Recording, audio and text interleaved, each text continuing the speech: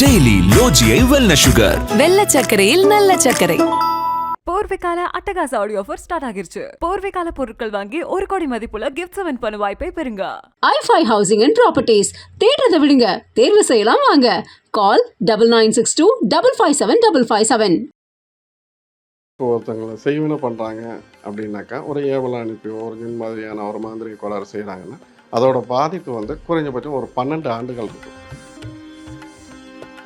இந்த செய்வினை செஞ்சு ஆற்றுல கரைக்கிறத வந்து ஒன்றுமே பண்ண முடியாதுன்றாங்க.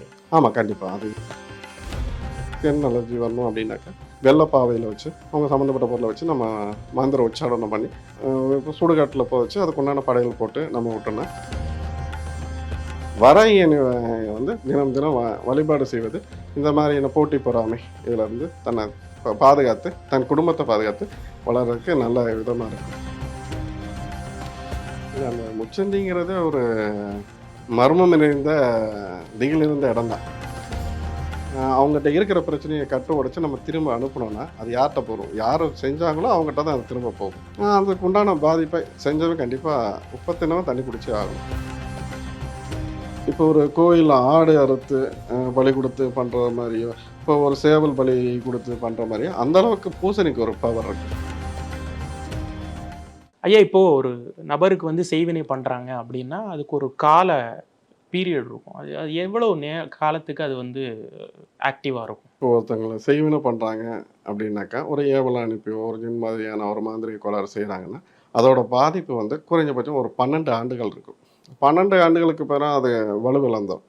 அந்த 12 ஆண்டுகளில் நம்ம சரியாயிருமே அதுக்கப்புறம் என்னவோ அப்படிங்கிற மாதிரி எல்லாரோட மனநிலையில் இருக்கும். 12 நாளுக்கு மேலே 12 வருஷத்துக்கு மேலே அதை ஒன்றும் பண்ண போகும்போது நம்ம ஏன் போய் அதுக்கு மெனக்கிடணும் அப்படிங்கிறது சிலரோட மனநிலையாக இருக்கும்.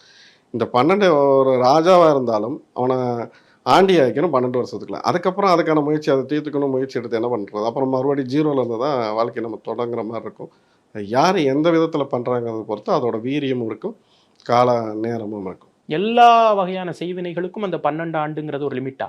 இல்லாமல் அதோட காலக்கேடு வந்து ஒரு செய்வினையை பண்ணுறதை பொறுத்து அது காலக்கேடு உண்டு. 12 வருஷங்கிறது ஒரு ஏவல் பொறுத்த வரைக்கும் ஒரு விஷயத்தை ஏவி விட்டோன்னா அந்த 12 வருஷம் அந்த அவனோட ஒரு அழிவு வேலைன்னா அதை 12 வருஷத்துக்கு அதோட தாக்கம் இருக்கும். இந்த செய்வினை செஞ்சு ஆற்றுல கரைக்கிறத வந்து ஒன்றுமே பண்ண முடியாதுன்றாங்க. ஆமாம், கண்டிப்பாக அது இருக்குது. அந்த தகாத உறவில் இருக்கிறவங்கள இன்னும் ஒரு சில குடும்பத்தை பிரிக்கணும்னு நினைக்கிறவங்க இந்த மாதிரி துர்மாந்திரிகளை வச்சு இந்த மாதிரியான வேலைகள் செய்கிறது இருக்குது, இன்றைக்கி நடைமுறையில் இருக்குது. அப்படி செஞ்சோன்னா அதை கண்டிப்பாக திரும்ப சேர்த்து வைக்கிறதுங்கிறது நடக்காத காரியம்தான். அதை ஆனால் அப்படிப்பட்ட காரியத்தையும் நான் நடத்தி சேர்த்து வச்சுருக்கோம். இப்போ நிறைய பேர் வந்து சிலருக்கு வந்து உடம்பு சரியில்லாமல் போகணும்லாம் வந்து ஒரு தீய எண்ணத்தில் செய்கிறாங்க. அதை ஆற்றுல கரைச்சிட்றாங்க அப்படின்னா அந்த ஆற்றுல கரைச்சதுக்கு பிறகு அதுக்கு ரெமடியே கிடையாது. அதுக்கு இல்லை, மாந்திரியத்தில் அது ஒரு உச்சம்தான். பார்த்தீங்கன்னா அதான் சொன்னேன் முன்னாடி சொன்ன மாதிரி தகாத உறவுக்கு, இன்னும் ஒரு சில குடும்பத்தை பிரிக்கிறதுக்கு, ஒரு சில நோய் நொடிக்கு அது என்ன பாவையில் செய்வாங்க.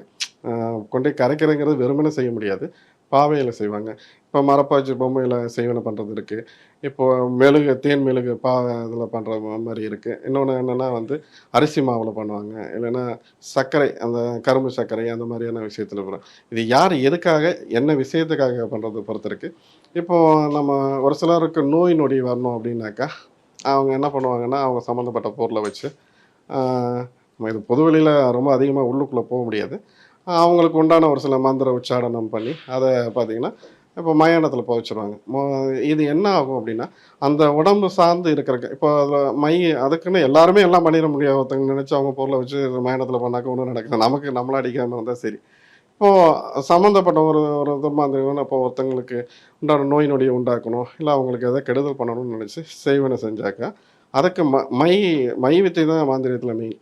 இப்போது நம்மளை பொறுத்த வரைக்கும் ஒரு சில மை வித்தை இருக்குது. இப்போது சுடலை கரு அப்படின்னு இருக்குது, சரிங்களா? அந்த சுடலை கருவை வந்து நம்ம அந்த சம்மந்தப்பட்டவங்களோட பாவையில் வச்சு அவங்க சம்மந்தப்பட்ட பொருள் வச்சு இப்போது ஒருத்தங்களுக்கு நோய்வாய் பண்ணணும், அந்த ஸ்கின் அலர்ஜி வரணும், உதாரணத்துக்கு ஸ்கின் அலர்ஜி வரணும் அப்படின்னாக்கா வெள்ளைப்பாவையில் வச்சு அவங்க சம்மந்தப்பட்ட பொருளை வச்சு நம்ம மந்திர உச்சாரணம் பண்ணி இப்போ சுடுகாட்டில் வச்சு அதுக்குண்டான படையல் போட்டு நம்ம விட்டோம்னா அந்த பாவை வந்து என்ன பண்ணோன்னா எறும்பு வந்து அங்கே இருக்க பிணந்தண்ணி எறும்புகள் மற்ற இதெல்லாம் கொஞ்சம் கொஞ்சமாக சாப்பிட ஆரம்பிக்கும். அது என்ன ஆகும், அதை கடிக்க நம்ம உடம்புல ஒரு சில மாற்றங்களும் ஒரு சில வலி வேதனைகள் எரிச்சல்கள் இது இருந்துக்கிட்டே இருக்கும். இது சில துர்மாந்திரியர்கள் இந்த மாதிரியான வேலைகளை செய்வாங்க. நம்ம அதை செய்கிறது கிடையாது. அந்த மாதிரி செஞ்சுருந்தா அதை நம்ம எடுத்து கொடுக்குறோம். மற்றபடி நம்ம அதை செய்கிறதுக்கு இந்த மாதிரி நிறைய உதாரணங்கள் சொல்லலாம். அது இன்னும் போனால் ரொம்ப கொஞ்சம் டெரராக இருக்கும்.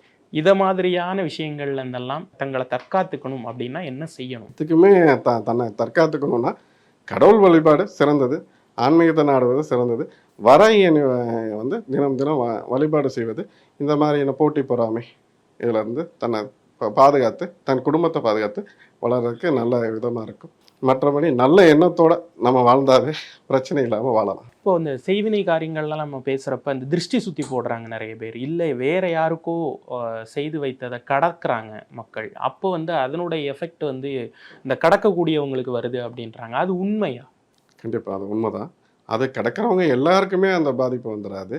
அந்த கிரக சூழ்நிலைகள், அவரோட தசாபுத்திகள் என்ன நடக்குதோ அதை பொறுத்து தான் அந்த இது நடக்கும். அவங்களுக்கு கண்டிப்பாக சில பேருக்கு அந்த கழிப்பு, அவங்க எதுக்காக என்ன விஷயத்துக்காக கழிச்சு போட்டிருக்காங்கிறது ஒரு மெயின் விஷயம். அது கண்டிப்பாக அதை நம்ம தொடும் போதோ, நடக்கும் போதோ, கால் படும் போதோ, நம்ம வண்டி அது மேலே போகும்போதோ அதோட பாதிப்பை கண்டிப்பாக நம்ம அனுபவிச்சு தான் ஆகணும். அதில் எந்த மாற்றுக்கிறதுக்கு. அந்த மாதிரி இருக்கும்போது நம்ம அதை அவாய்ட் பண்ணிவிட்டு ஓரமாக போகிறது தப்பு இல்லை. அந்த மாதிரி பண்ணி புது இடத்துல போகிறதுங்கிறது ஒரு தவறான விஷயம்தான். இதனால் பல குடும்பங்கள் பாதிக்கப்படுது, பல குடும்பங்கள் இல்லாமலே போயிருக்கு. இந்த முச்சந்தியில் தேங்காய் உடைக்கிறாங்க. சிலர் வந்து நார்மலாக விநாயகருக்கு உடைக்கிறது அது ஒரு ஆன்மீக சார்ந்த விஷயம். நிறைய பேர் திருஷ்டி சுற்றிட்டு உடைக்கிறாங்க. பூசணிக்காய் வந்து சுற்றிட்டு வீட்டை சுற்றி உடைக்கிற பழக்கத்தை நம்ம பார்த்துருக்கோம். வணிக நிறுவனங்களை நம்ம பார்க்குறோம். அது மாதிரியான விஷயங்களெல்லாம் நம்ம சர்வசாதாரணமாக நம்ம கடந்து போகிறோம் இல்லையா? 8 வச்சே நம்மளே கடந்து போவோம். அதெல்லாம் பண்ணலாமா? இல்லை, அந்த முச்சந்திங்கிறது ஒரு மர்மம் நிறைந்த திகில் இருந்த இடம் தான். ஏன்னா அந்த இடத்துல தான் இப்போது ஒரு கிராமத்துலேயோ இல்லை எங்கே ஒரு பக்கம் ஒரு பிணங்கள் எடுத்துகிட்டு போகிறாங்கன்னா இந்த முச்சந்தியில் கொண்டே வச்சு தான் அங்கேருந்து எடுத்துகிட்டு போவாங்க. அந்த இடத்த கடந்து போக மாட்டாங்க. அந்த இடத்துல ஆத்மாக்களும் சில மர்மங்களும் நிறைஞ்ச இடம் தான். அங்கே சுற்றிட்டு இருக்கிறது ஐதீகம் இருக்குது, அது உண்மையும் கூட. அப்போது அந்த நேர காலங்களில் இருக்கு இல்லையா, அந்த நேரத்தை பொறுத்து அவங்க அந்த இடத்த கிடக்கும் போது கண்டிப்பாக அந்த பாதிப்புக்கு உள்ளாவாங்க. முச்சந்தி பாதிப்புங்கிறது கண்டிப்பாக நிறையவே இருக்குது. அப்போ அந்த புதுசாக வீடு கட்டுறவங்கலாம் முச்சந்தியை தவிர்க்கிறது நல்லது. முச்சந்தியை தவிர்க்க நம்மளோட கிரக சூழ்நிலைகள், நம்மளோட என்ன அலைகளை பொறுத்து, நம்ம வீட்டோட அலைகளை பொறுத்து. முச்சந்தியில் வீடு கட்டி நல்லா இருக்கிறவங்களும் இருக்காங்க இல்லையா, அவங்கள நல்லா ஆக்கி கொடுத்துருக்கோம் இல்லையா. இப்போ அந்த முச்சந்தியில் இப்போ வீடு கட்டுறாங்க, நிறைய பேர் விநாயகரை வைக்கிறாங்கல்ல, அந்த காம்பவுண்ட் சுவர்லேயே விநாயகரை வைக்கிறாங்க. அது எப்படி, அது எந்த அளவுக்கு? இல்லை, அதை நம்மளை அப்படி ஒரு எண்ணத்துக்கு அப்படி கொண்டு வந்துட்டாங்க. விநாயகரை வைப்பதனால மட்டும் அது ஆதிக்கடவுள், அனைத்துக்குமானவன், அதனால் அவரை வச்சு வழிபாடு செய்கிறதுனால நம்ம குடும்பத்துக்கு ஒரு பாதுகாப்பாக இருக்குன்னு நினச்சி தான் வைக்கிறாங்க.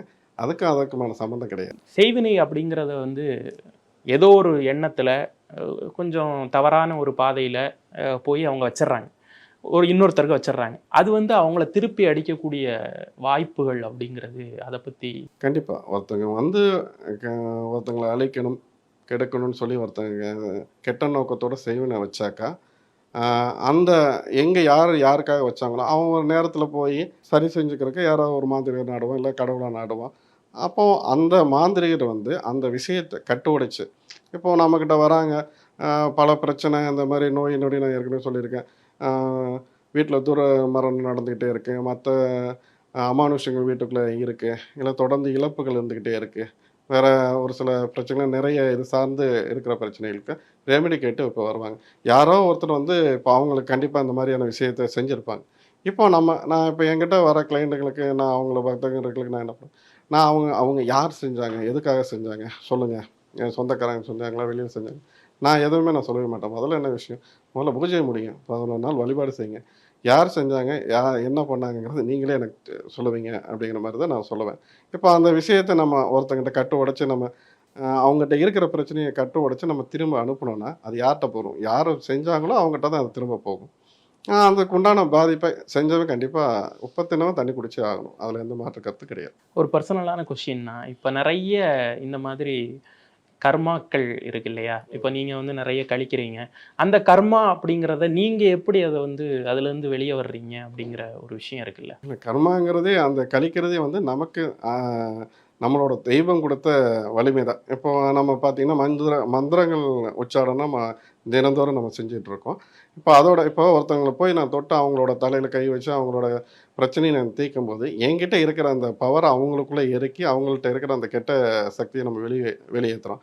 இப்போ என்னோட வலிமையும் அது மூலியமாக குறைஞ்சிக்கிட்டே தான் இருக்கும். நான் இதை வந்து வழிபாட்டு மூலியமாகவும் பூஜை புனஸ்காரங்கள் மூலியமாகவும் தியானத்தில் உட்கார்றது மூலியமாகவும் சரி செஞ்சுக்கிறேன். அதுக்கப்புறம் கடல் நீராடுறது, கடல் நீராடுறது புனித தீர்த்தங்கள் கடல் நீராடுறது ஒரு சிறப்பான நம்ம கர்ம வினையை போக்குறதுக்கு ஒரு நல்ல வரப்பிரசாதம். ஐயா இப்போ நீங்கள் சொன்னீங்க செய்வினை வந்து வச்சவங்களுக்கே வந்து திரும்பி அடிக்கக்கூடிய சாத்தியக்கூறுகள் இருக்குது அப்படின்னு. அப்படி யாராவது வந்திருக்காங்களா? நீங்கள் மறக்க முடியாத ஒரு நபர் அப்படின்னு யாராவது உங்ககிட்ட வந்திருக்காங்களா திருப்பி அதனால் பாதிக்கப்பட்டவங்க? இப்போ செய்வினை வந்து வச்சவங்களுக்கே திருப்பி வந்து அடிக்கும் அப்படிங்கிற சாத்தியக்கூறுகள்லாம் நிறைய இருக்குது அப்படின்னு சொன்னீங்க.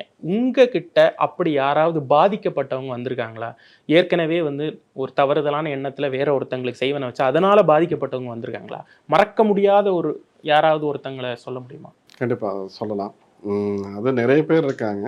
இப்போது என்னென்னா வந்து இப்போ உதாரணத்துக்கு இப்போ காஞ்சிபுரத்தில் ஒரு குடும்பம், அவங்க ஒரு தொழிலதிபர் குடும்பம். இப்போ அவங்க குடும்பத்தில் பார்த்திங்கன்னா தொடர்ந்து நல்ல வசதி வாய்ப்புகளாக இருக்காங்க. ஆனால் தொடர்ந்து எது பண்ணாலும் பிரச்சனையே இருந்துக்கிட்டே இருக்குது. நோய்வாய்ப்பட்டிருக்காங்க. எந்த ஒரு காரியத்தையும் நம்ம செய்ய முடியல, பிரச்சனையாகவே தொடர்ந்துக்கிட்டே இருக்குது அப்படின்னு சொல்லிட்டு ஒரு கடத்து மேலே நம்ம நண்பர் மூலிமா தேடி வந்தாங்க. அப்போ நான் சொன்னேன், இங்கே மாந்திரிகத்தால் நீங்கள் பாதிக்கப்பட்டிருக்கீங்க, அது இல்லாமல் இடுமருந்து அவங்களுக்கு கொடுத்துருக்காங்க. இது எதுக்குன்னா வந்து சொத்து அபகரிக்கிறதுக்கு. அவங்க குடும்பத்து நபர் இன்னொன்று நம்ம உள்ள இடத்த போய் சொல்லணும்னா அவர் பையனேன்னு வச்சுக்கோங்க, அவர் பையன் தான் பண்ணது. நாம் இதை சொல்ல நீங்கள் வேண்டாயா, நீங்கள் கொஞ்சம் கவனமாக இருங்க அப்படின்னு சொன்னோம். அவர் கேட்கவே இல்லை. அப்புறம் மறுபடியும் ஒரு 3 மாதம் கிட்ட மிகப்பெரிய ஒரு பிரச்சனையில் சிக்கிட்டு அப்புறம் மறுபடியும் வந்தார். இந்த மாதிரி மறுபடியும் பிரச்சனையாகவே இருந்துகிட்ருக்கு, எனக்கு அதை சரி செஞ்சு கொடுங்க, இந்த பிரச்சனையிலேருந்து என்னை விடுவிச்சு கொடுங்க அப்படின்னாரு.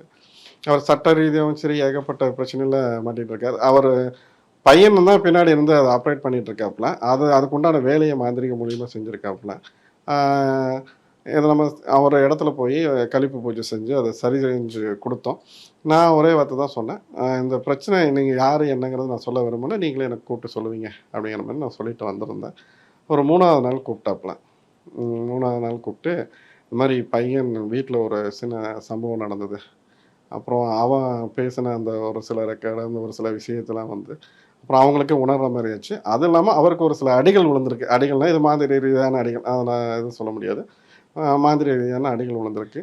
இவங்களுக்கு உணர்த்தியிருக்காங்க, இவன் தான் அந்த வேலையெல்லாம் பண்ணியிருக்கான். அவன் தான் அவங்க வீட்டிலேயே பார்த்திங்கன்னா எந்திரங்கள் கொண்டு வந்து வச்சது, மாந்திரிக வித்தைகள்லாம் அவங்க வீட்டில் அவங்க பெட்டுக்கு அடியிலேயே வச்சுருக்காங்க, அந்த அவங்களோட இதில் வச்சுருக்காங்க. அது எல்லாமே அவங்களுக்கு தெரிய வந்தது. அப்புறம் கடைசியில் கேட்டு பிரச்சனையை எல்லாம் என்ன ஏதுன்னு பார்க்கும்போது அந்த பையன் தான் செஞ்சுருக்கான். அப்புறம் அந்த பையனுக்கும் கொஞ்சம் ஒரு சில பாதிப்புகள்லாம் வந்தது, இதை நம்ம இது பண்ணிக்கிட்டு இருக்கேன். அப்புறம் அவனுக்கும் போய் நம்ம அவங்க பெற்ற பையனாச்சு அப்படின்னு சொல்லிட்டு ரொம்ப நோய்வாய்ப்பட்டாப்புல.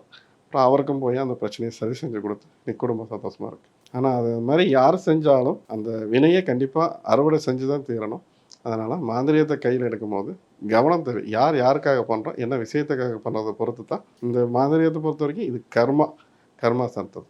இப்போ இந்த பூசணிக்காய் உடைக்கிறாங்க இல்லையா, அது அந்த மாதிரி பண்ணலாமா? ஏன்னா வந்து அது ஒரு சமூக ரீதியாக நம்ம பார்க்கும்போது அதுவும் தவறாக இருக்குது. ஏன்னா நிறைய பேர் வந்து போகிற சாலை, வாகனங்கள் செல்லக்கூடிய சாலை, அது வந்து வணிக நிறுவனங்களில் வெள்ளிக்கிழமை ஆனால் உடைக்கிறது, ஆயுத பூஜை அந்த ஒரு நாள் வந்து உடைக்கிறது, அது கூட சரி ஓகே அந்த ஒரு நாள் அப்படின்னாலும் வெள்ளிக்கிழமை தோறும் பூசணிக்காய் உடைக்கிறாங்க. அது ஏதாவது பலன் இருக்கா? இல்லை பூசணிக்காய் சுற்றி உடைக்கிறதுனால பலன் இருக்கா இல்லையான்னா பலன் கண்டிப்பாக இருக்குது, மிகப்பெரிய பலன் இருக்குது, பலன் இல்லாமல் கிடையாது. இப்போ ஒரு கோயிலில் ஆடு அறுத்து பலி கொடுத்து பண்ணுற மாதிரியோ, இப்போ ஒரு சேவல் பலி கொடுத்து பண்ணுற மாதிரியோ அந்தளவுக்கு பூசணிக்கு ஒரு பவர் இருக்குது. பூசணி பலி கொடுக்குறதுக்கு அதுக்கு உண்டான பவர் இருக்குது. அதை பண்ணலாம், யார் வேணாலும் பண்ணலாம், பண்ண வேண்டாம்னு சொல்லலை. அதை பண்ணி முச்சந்தியில் பண்ணுறதுங்கிறது ஒரு சரியான காரியம் கிடையாது. அது ஒதுக்குப்புறமாக எங்கே கொண்டு ஒரு மயானத்துலையோ இல்லை தண்ணியிலையோ கூட விட்டுடலாம். இவங்க எல்லாரும் என்ன நினைக்கிறாங்க, முச்சந்திலையோ ரோட்டில் போட்டு உடைச்சாதான் அவங்களோட பிரச்சனை தீருன்னு நினைக்கிறாங்க. நான் அது தவறு. நீங்கள் அதை உடைச்சிட்டு இப்போ சுற்றி கழிப்பு கழிக்கிறீங்க, கழிச்சிட்டு அதை கொண்டு எங்கே ஓரமாகவோ இல்லை எங்கள் ஆற்றுலையோ தண்ணியிலையோ இதுலையோ அதை விடலாம். அதனால் ஒன்றும் தவறு கிடையாது. அதனால் மற்றவங்களுக்கு பதிவு பண்ணால் வர்றதுக்கு வாய்ப்பு கேட்டலாம், அதுக்கான சாத்தியக்கூறும் கிடையாது. முச்சந்தியில் உடைக்கிறது தவறான விஷயம் தான். இதை நீங்கள் பண்ணுறீங்க, அது கண்டிப்பாக அதனால் வேறு ஒருத்தனுக்கு அந்த பாதிப்பு வரும். அந்த பாதிப்போட கர்மாவை கண்டிப்பாக நீங்கள் ஒரு நாள் நீங்கள் அனுபவிச்சு தான் தீரணும், அதில் மாற்று கருத்து இல்லை. அப்போ இந்த பூசணிக்காயை வந்து உடைக்கிறதுக்கு பதிலாக ஆற்றுல விடலாம், சுற்றி ஆற்றுல கொண்டு விடலாம், ஆற்றுல விடலாம், இல்லை ஒதுக்குப்புறமாக எங்கேயாவது கொண்டு போடலாம், இல்லை சுடுகாட்டில் போடலாம், நல்ல பலனை தரும். நிறைய விஷயங்களை பகிர்ந்துக்கிட்டீங்க, ரொம்ப நன்றி. நன்றி. டெய்லி லோஜியை வெல்னஸ் சுகர். வெள்ளை சர்க்கரையில் நல்ல சர்க்கரை. போர்வைக்கால அட்டகாச ஆடியோ ஆஃபர் ஸ்டார்ட் ஆகிருச்சு. போர்வைக்கால பொருட்கள் வாங்கி 1 கோடி மதிப்புள்ள கிஃப்ட்ஸ் வின் பண்ண வாய்ப்பை பெறுங்க. i5 ஹவுசிங் அண்ட் ப்ராப்பர்ட்டிஸ் தேடுறதை விடுங்க, தேர்வு செய்யலாம் வாங்க. கால் 9962 557 557.